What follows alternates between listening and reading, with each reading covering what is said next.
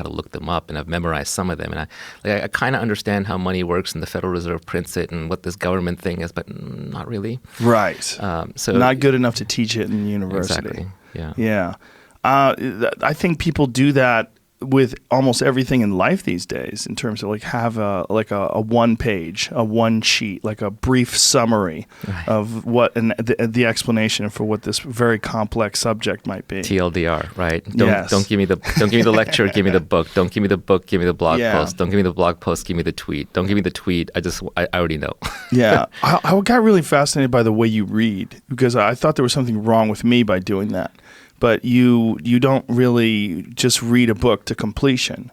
You read and then you pick something else up, and you just kind of go based on your whims, whatever you're interested in. Well, I was raised by a single mom in New York, and she used the local library as a daycare center because it was a very tough neighborhood. And so she would basically say, when you get back from school, go straight to the library and don't come out until I pick you up late at night. So I used to basically live in the library, and I read everything. I read every magazine. I read every pictograph. I read every book. I read every map. I just ran out of stuff to read. I just read everything. So I got over this idea of that reading a large number of books or reading a book to completion as a vanity metric. Because really, when people are putting up photos on Twitter and Instagram of, look at my pile of books that I'm reading, it's a show-off thing. It's a signaling thing. Yeah, right? sure. And the reality is, I would rather read the best 100 books over and over again until I absorb them, rather than read all the books. Right. Yeah, because your brain has finite information, in finite space.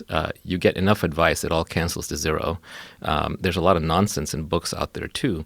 So I don't read anymore to complete books. I read to satisfy my genuine intellectual curiosity.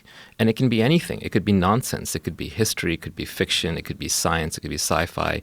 These days it's mostly sci-fi, philosophy, science, because that's just what I'm interested in. But I will read for understanding. So a really good book, I will flip through. I won't actually read it consecutively in order, and I won't even necessarily finish it. I'm looking for ideas, things that I don't understand.